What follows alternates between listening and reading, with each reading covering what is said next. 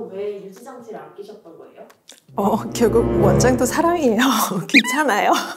제일 저렴한 메탈 교정기 같은 경우는 저렴한 데에서 한 200만 원, 비싼 교정기라면 1000만 원? 그 병원은 좀 선택을 안 하시는 쪽으로 고려하시는 게 좋습니다. 안녕하세요, 닥터 줄리입니다.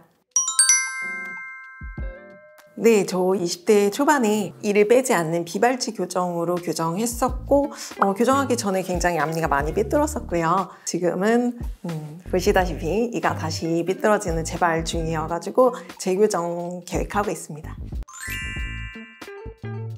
저도 그렇고요. 주변에 있는 다른 치과의사 친구들 중에서도 교정 예전에 했었는데 재발하고 있는 사람들이 굉장히 많아요. 이거는 의사든 환자든 유지장치 안 끼면 다 재발합니다.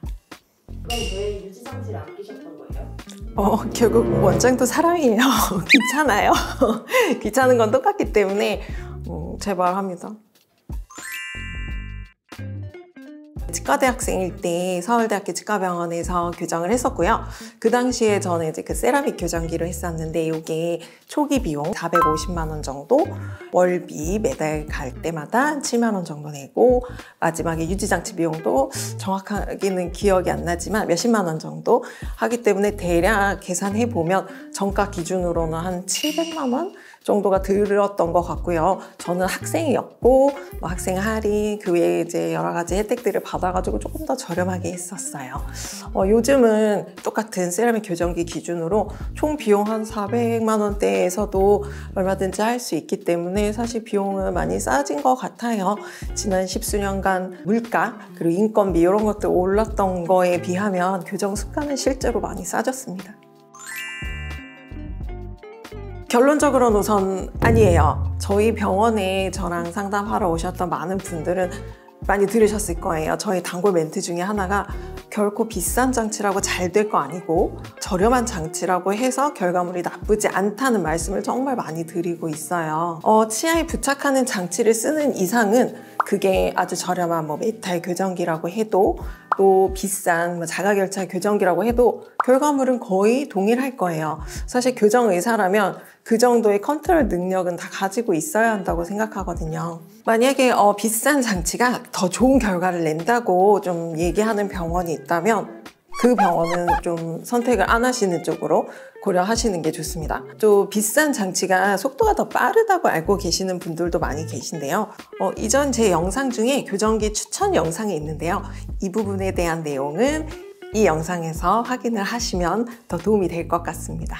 여기에서 제가 추천하는 교정기는 결과가 더 나은 교정기를 추천하는 게 아니라 조금 덜 불편하고 더 예쁜 교정기 위주로 추천을 하는 거라는 거를 기억해 주시면 좋겠습니다.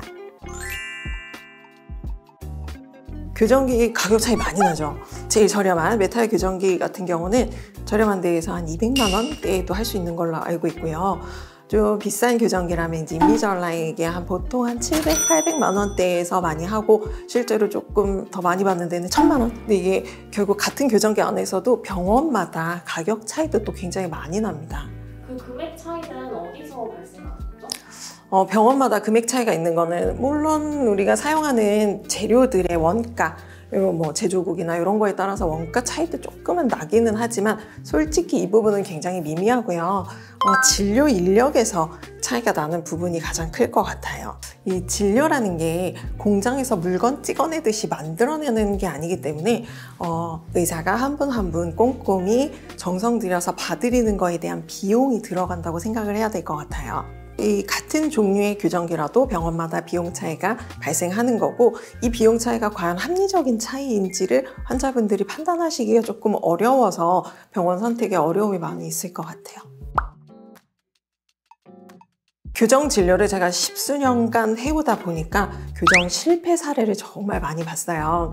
예를 들어서 제가 재교정 해드렸던 분이 계신데요. 이분이 되게 유명한 교정치과에 가서 교정을 받던 중이었는데 앞니가 너무 충분히 가지런하지 못하다고 느끼셨으나 그 원장님은 이 정도면 쓰는데 문제 없다. 다 됐다. 근데 이분이 마음에 안 드는 거죠.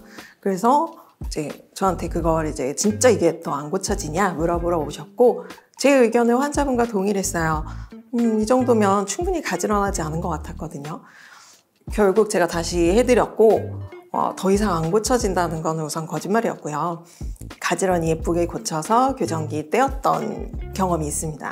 이 의사랑 환자 간에 예쁘다는 기준이 우선 어느 정도 맞춰져야 돼요. 근데 그러려면 이게 대화를 통해서 의사가 환자의 니즈를 조금 더 파악하고 이분이 요구하는 어떤 니즈, 원하는 부분들이 조금 타당하다 하면은 충분히 좀 수용이 돼야 합니다. 그렇기 때문에 대화를 충분히 하고 또 환자분의 의견을 많이 들어줄 수 있는 원장님을 찾는 게 제일 중요한 것 같아요.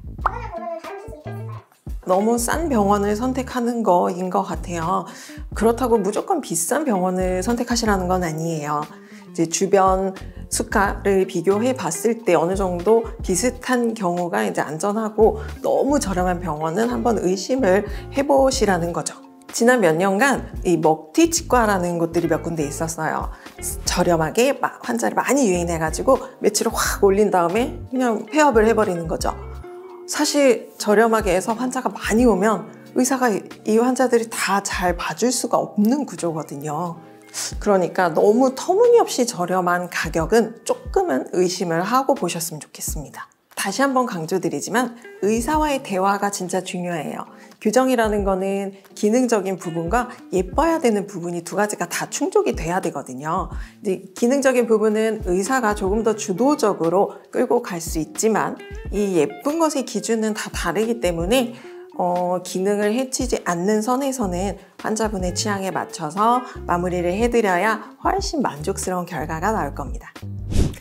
오늘은 제가 교정치료를 받아본 경험을 토대로 좋은 교정병원을 선택하는 기준에 대해서 말씀드렸는데요. 만족스러우셨다면 구독, 좋아요, 알림 설정 부탁드릴게요.